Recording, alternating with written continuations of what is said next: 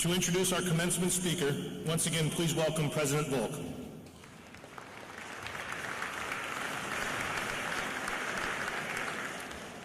It is my honor today to introduce to you our commencement speaker. At a young age, Dr. Nathaniel J. Williams lost his mother due to a cranial aneurysm, leaving him and his 11 siblings in the care of the New York City foster care system. His life experiences have inspired him to pursue initiatives to benefit diverse communities and help others realize their potential. Among his many accomplishments, he's authored 9 books, including his most recent, The 10 Keys to Attaining Your Personal Best. He's a graduate of Lincoln University of Pennsylvania, Cheyney University of Pennsylvania, Strayer University, and Fielding Graduate University. He holds 4 graduate degrees, including a Master of Business Administration, a Master of Public Administration, a Master of Human Services, and a Doctorate in Education. It is an honor for him to have him address our graduates as they move forward in their careers or continue to pursue their education. And we are proud to bestow upon him an honorary doctoral degree. For his unyielding dedication to the public good, we, the President and trustees of Lackawanna College, in this 124th year of our history and marking the graduation of the class of 2018, in accordance with the State Board of Education regulations, do hereby proclaim Dr. Nathaniel J. Williams, Doctorate of Humane Letters, honoris causa, that he may enjoy all the rights and privileges of this, our highest honor, proclaimed under the hand and seal of Lackawanna College on this 19th day of May in the year of 2018. I ask John Raczynski, Vice Chairman of the Board, and Dr. Erica Barone-Preachy, Vice President of Academic Affairs, to join me in presenting the honorary degree to Dr. Nathaniel J. Williams.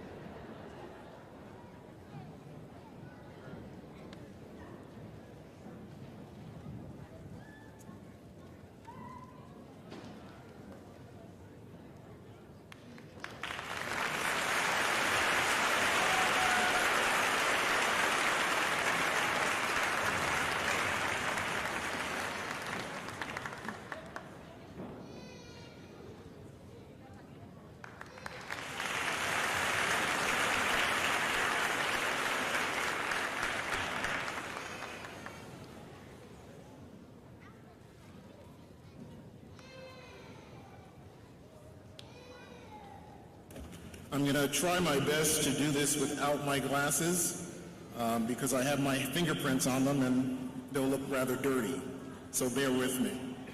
So thank you so much for the honor to speak with you all today and for receiving the honorary doctorate. I didn't know about it until Thursday when I spoke to Ms. Oliveri to say, can I have a copy of the program so just I know how the pace of the day goes? And so she sent it to me, and then when I opened it up, there was what you have in your hand, the program that said I was getting an honorary doctorate. But I catch on pretty fast. So on Friday, I called the university that I got my doctorate from to say I don't need that doctorate anymore, and can I have my money back? They hung up. So I will be called Dr. Nat Williams going forth. But again, I am heartened by the privilege and the recognition. Trustees, administration, faculty, staff, alumni, current students, friends and family, and most importantly, the 400 people sitting in these seats, the class of 2018 graduates, congratulations.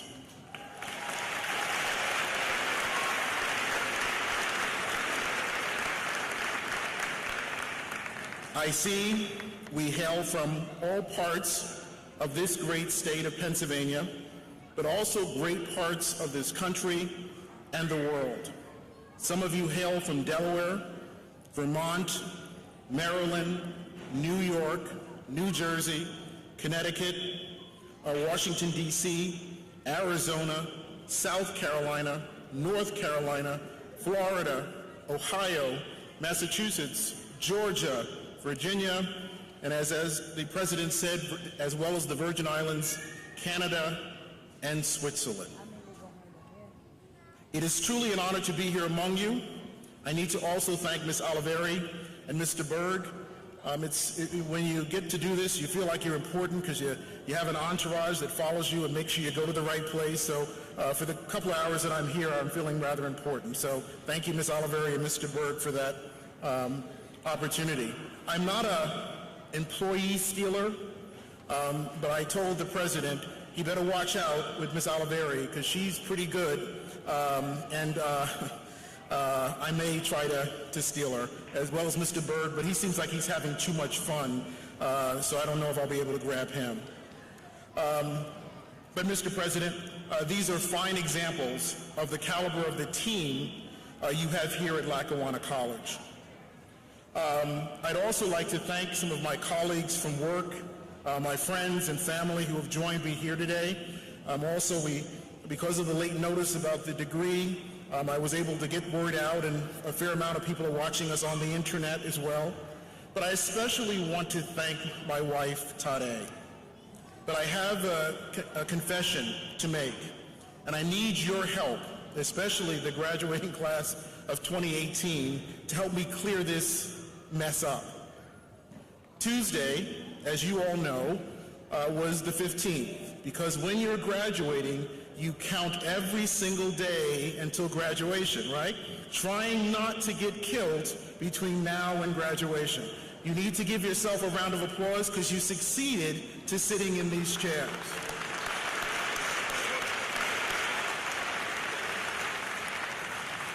But on the 15th was my wife and I's 15th wedding anniversary.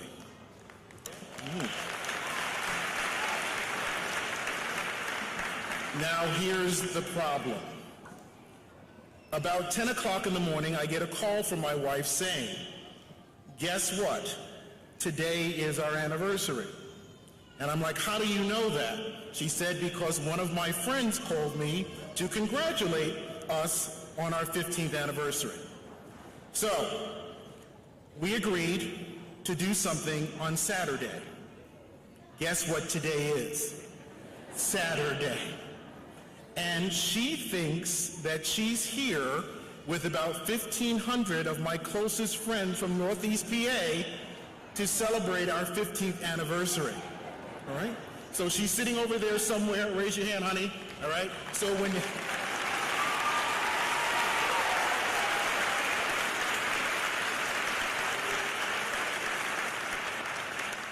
you see her, tell her wonderful anniversary party, congratulations, and I appreciate you guys cooperating when you got the invitation that said graduation formal. You guys came prepared, and I really appreciate that with the dress code.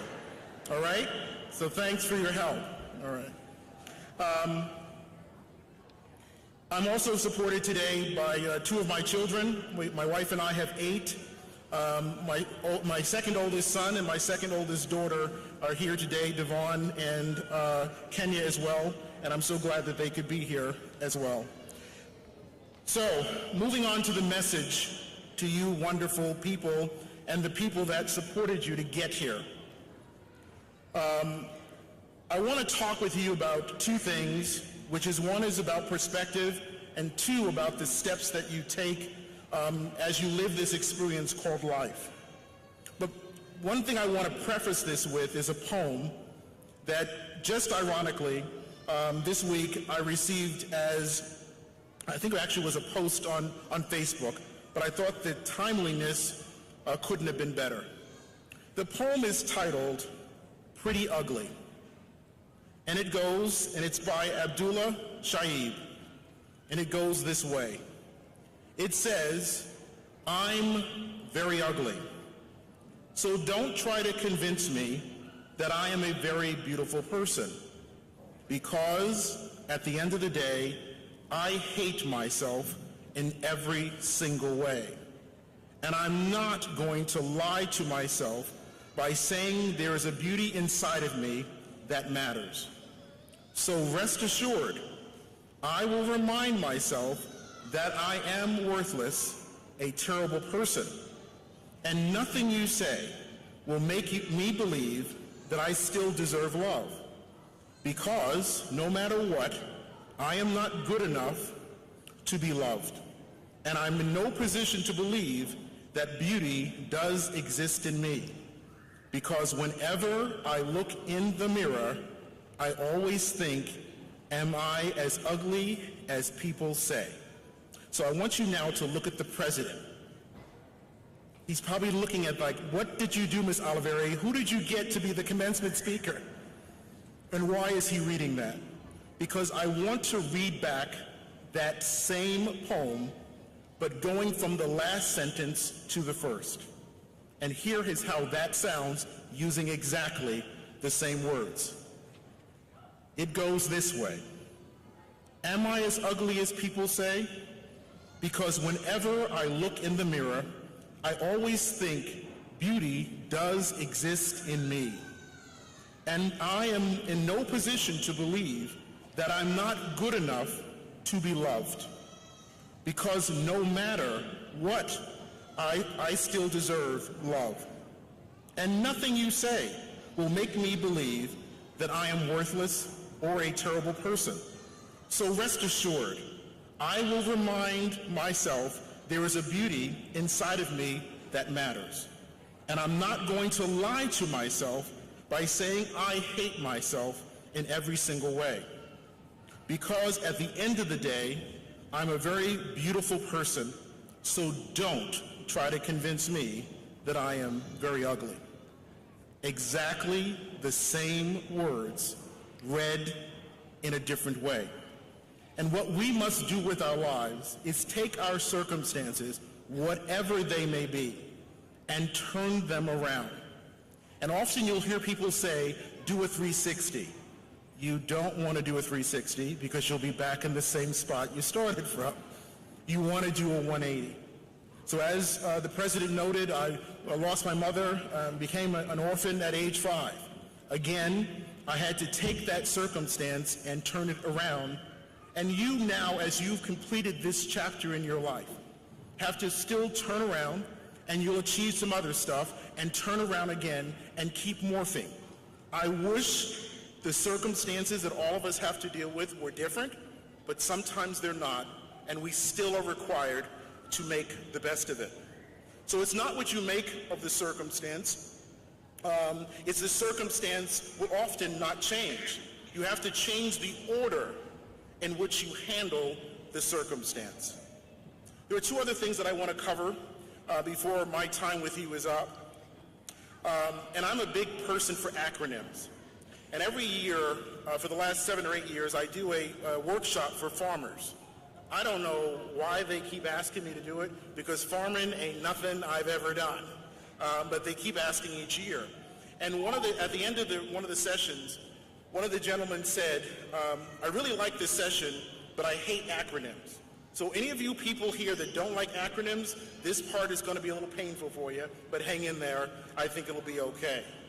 So there are two things that I want to share with you. And one I'm going to title the S3, and then the next one we're going to talk about is the M3. And these are things that I believe are so very important for you as a person that no matter where you go, you keep in mind. And the first S is about speaking. That your voice needs to be heard. Silence is to everyone's detriment.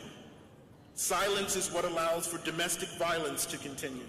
Silence is what allows for bullying to continue. We need to speak. Your voices are very important to fix any and all of the problems that we have as a society. Next, we need to be concerned with safety. Our safety and the safety of others. And where I work, we have an acronym called SAFE. What those 4 letters stand for, the Sacred Arrangement of Feelings and Expectations. Our job is to make sure we honor that sacred arrangement of feelings and expectations that others have of us and we have of them. And the last S is about service. There is no person that is self-made. There is no person that is not accountable to somebody else. We're all in service to one another, and we should be proud to be in service to another person. I remember when I was in placement as an orphan, I was in an agency called St. Dominic's Home in Rockland County, which is right outside of New York City. And my brothers and sisters were supposed to come to visit me on the campus. They were coming up from Staten Island and Queens and other places in the city. And their van broke down, so they never made the visit. And so I was a little bit sullen, and I sat in front of the doorsteps of the administration building, and Sister Mary Patrick came out and saw me sitting there. And Sister Mary Patrick was the executive director or president or CEO in today's language. So she ran the place. And she saw me sitting there, and she put her hand on my head and said, "Nat, what's wrong?" And I explained to her the visit wasn't going to happen. And she was probably in her early 60s at that point, but she went downstairs to the storeroom, which is probably about 25 or 30 steps, and she came up with a bicycle. And she gave me that bicycle. And I was really very happy, and I thanked her. And I went back to my cottage, and I was in a cottage with about 20 children. And so when I came back with the bicycle, everybody was excited about that bicycle. And one of my cottage mates asked me to ride the bicycle. And I said, "Sure, go ahead and ride it." But as I was looking at him, and I was all of 11 years old, as I was looking at that young boy borrowing my bicycle, something came upon me that changed my life forever.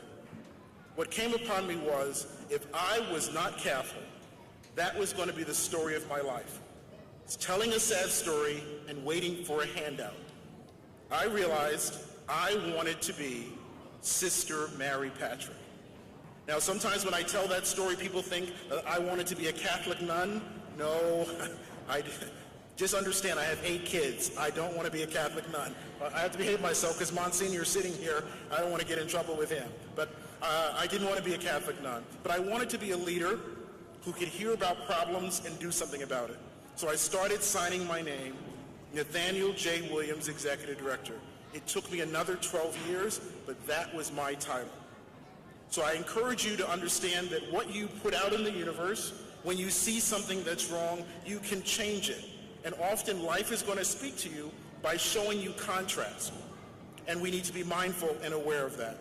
The second set of things I want to highlight for you is what we, as I said, we'll call the M3.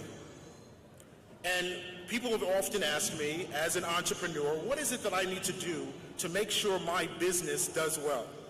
And I believe there are 3 things you need to do. First, and I think most important, is mobility. You need to be prepared to go wherever opportunity presents itself. And again, looking at the geography of where a lot of you have come from, you're already onto that, because you came to this school from a place that was distant, and some of you that have been here are getting ready to leave.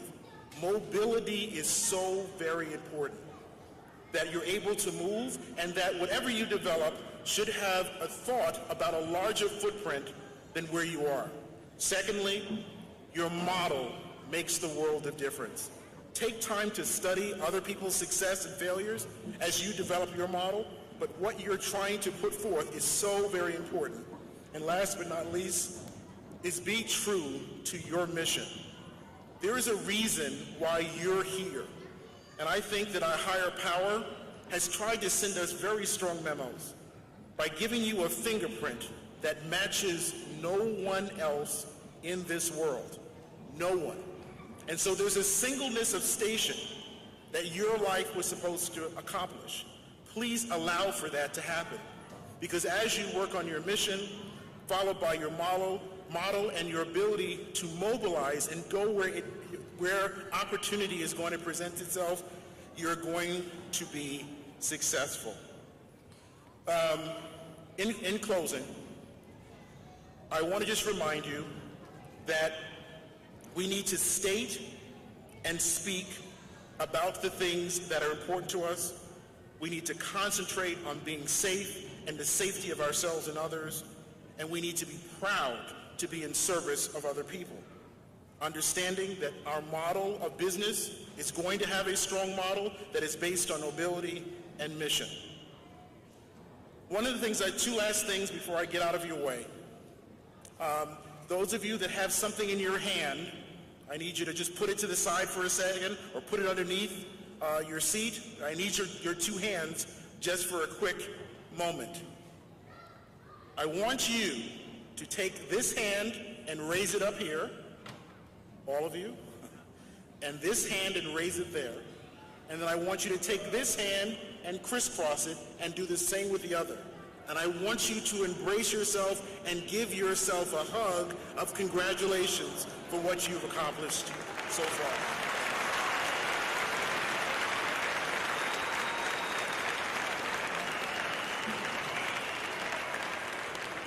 Truly, my closing words. We begin life with the smallest of footprints. And some of those footprints that are so small we've heard today.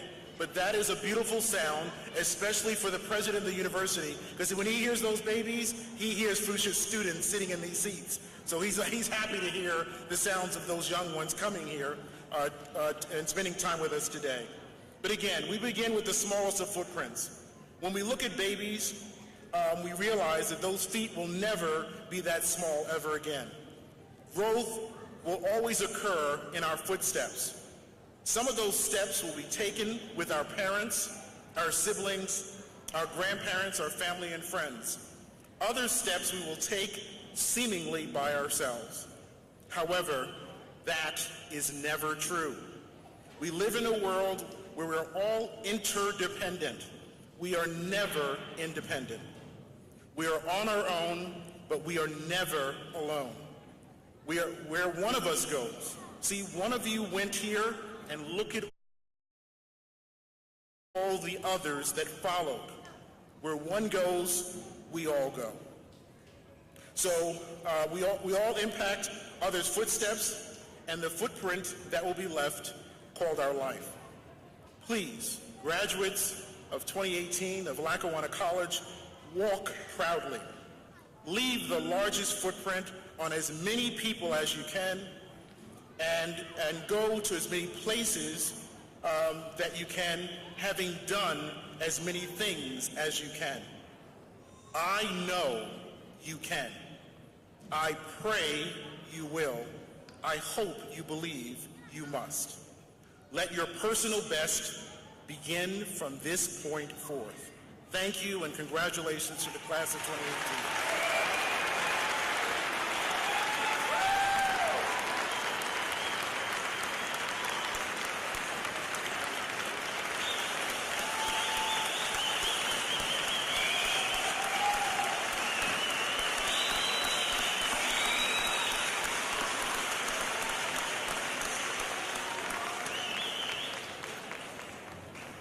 Please welcome the Vice